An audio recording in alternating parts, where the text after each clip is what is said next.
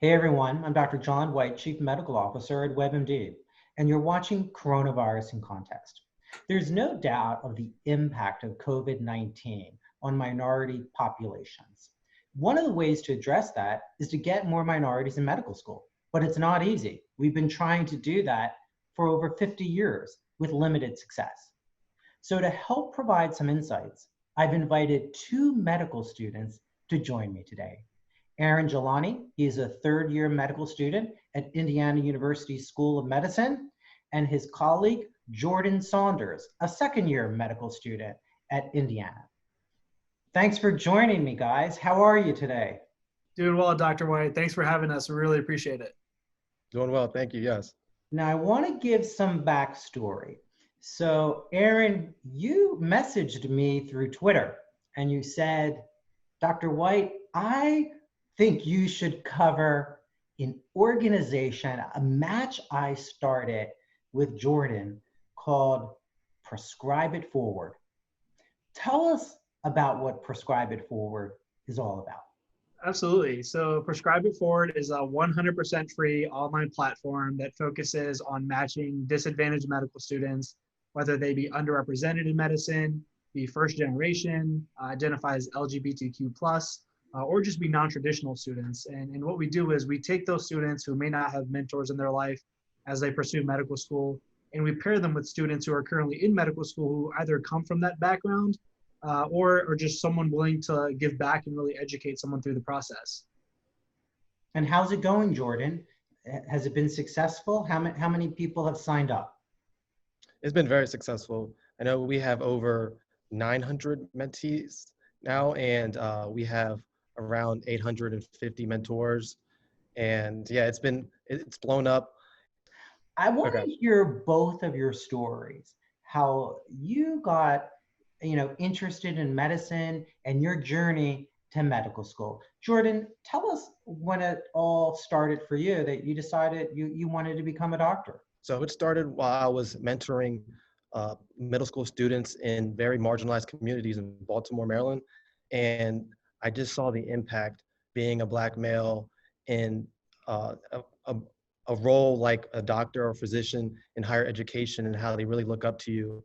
And being the only medical student, first generational medical student in my family, it's just the impact that I can give to communities, especially Black men that don't see other Black men in higher roles and often become a victim of their own environment.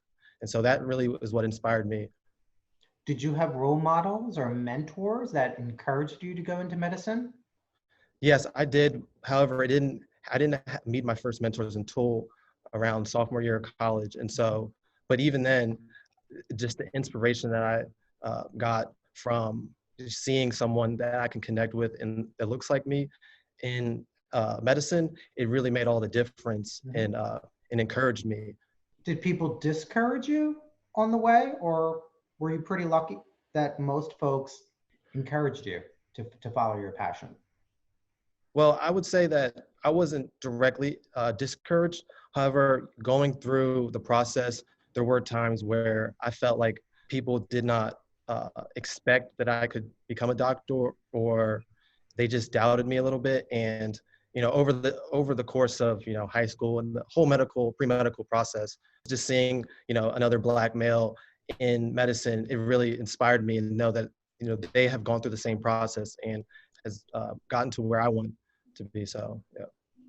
Now, Aaron, you're on your rotations. That's why you're in your clinical garb. You're on the scene. And we talked prior to this interview, and you talked about the importance of reaching folks who don't have a lot of doctors in their family, may not have come from, the most advantaged communities and prep schools, et cetera. Tell our listeners your journey into medicine. Absolutely. So I'm a first generation American and the first of my family to graduate from a college in the United States, and hopefully soon to be the first doctor in my family. Congratulations. Thank you. It's due to a lot of support that I've had from my family and mentors that I've established, but just kind of starting off, it was pretty uncharted waters, I would say. There's a lot of unwritten rules that feel like are inherent in the medical school process. how to really reach out to people, what kind of classes to take, things like that. So I was kind of on my own. I actually come from a family of entrepreneurs though. So I always had an itch for business. I always had a creative side, and I always wanted to kind of marry that with medicine because I have a deaf and blind brother also. So he grew up in the hospital. He's the reason why my parents came to the United States. So just wanting to take care of him, but also marry that with business and really affect healthcare on a large scale was something I wanted to do. So that's why I'm in medicine, and that's why I also went to business school before medicine to really just affect healthcare on a large scale. Was there a point in time for both of you that you said, this is just too hard? It's a lot of work. It's really sometimes a battle of perseverance. It's expensive, taking out loans. Did you ever have that moment, Aaron? Absolutely. I know I did. Just first year of medical school, especially. I think when you come to medical school, you're really hoping to take care of people. But you kind of learn that, you still need to kind of go through the rite of passage of learning, the basic sciences and things like that. And you're with a lot of people who have always been high achieving students, just like yourself. So you start to kind of wonder, if you're belong and if you're as smart as everyone else. So that can kind of take a toll on you. But I think once you start getting into the hospital and really getting to take care of patients like I'm getting to do now, it's definitely worth it. And I'm really glad I did it. What about for you, Jordan? Yeah, so I definitely have had the same thoughts as Aaron, and it happened twice, really. My first year of college, I played college football, and during that time, I really thought that it was going to be too hard. I was a little bit discouraged that no one else has done it as an athlete, or at least at my school. And what was your school? So I went to my first 2 years. I went to Marist College, and then I transferred to University of North Carolina at Chapel Hill. Okay. But for my first year, I really doubted myself and questioned if it was really for me.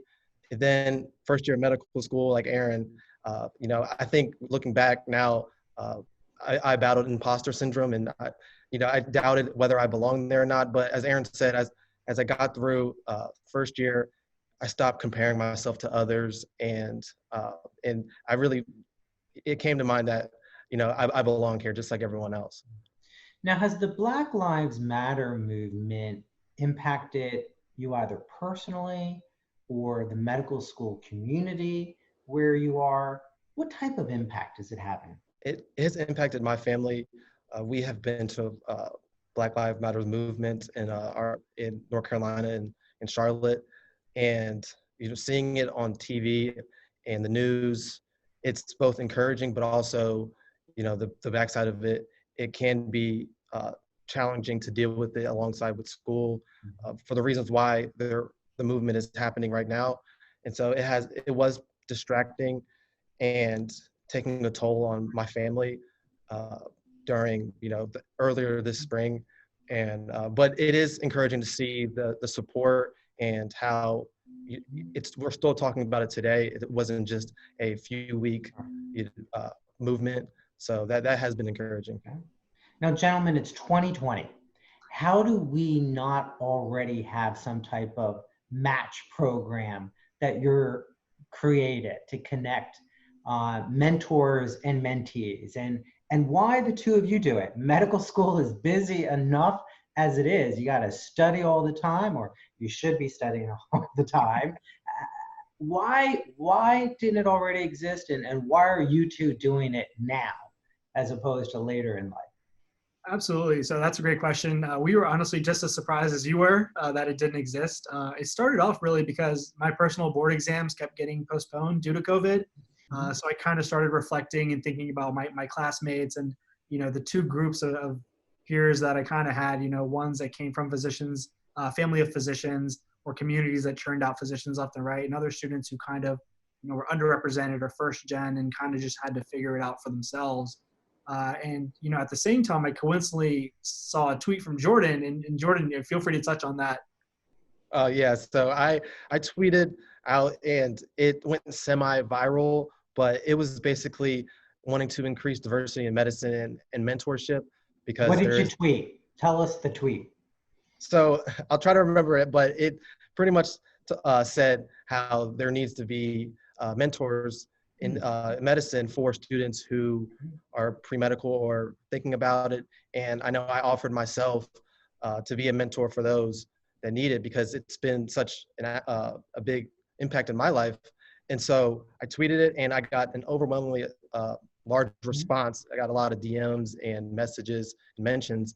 And then Aaron, he reached out and kind of helped me with all the people that were coming to me asking for mentors. And then that's when he reached out to me and said, hey, I have an idea. And I was Prescribe It Forward. And from there, it's just been going up. Aaron is good at reaching out on Twitter, isn't he? Yes. So I want to end with, what are you both hopeful for? Aaron, what are you hopeful for? Absolutely. So this has already become bigger than we could have ever expected. So even if we just help one person feel like they can achieve their dream of being a doctor, I mean, that's more than enough for us. Everything else is icing on the cake, but we're having fun with it. I think that's really important. But our goal for this is one day, for it to be a one-stop shop for all things mentorship in medicine. So one day for dental students, PA students, really just anyone who feels like they need someone to listen to and don't have to pay an exorbitant amount of money like some services require of folks. So really just an outlet for people to, get answers and get some support for their dreams is our goal. And to share, I share the same thoughts as Aaron, but to add to that, just making sure that individuals who want to go into medicine, they can dream big and really be connected and be supported by others that really that they can connect with and share the same values, because I think that is important. Prescribe It Forward. We're going to post the site right here. You're both on Twitter, correct? Correct. Absolutely. It'll blow up after this. I want to thank you both for taking the time. I want to thank you for what you're doing to enhance diversity in medical school. And I'm sure the future is very bright for both of you. Thanks for joining today.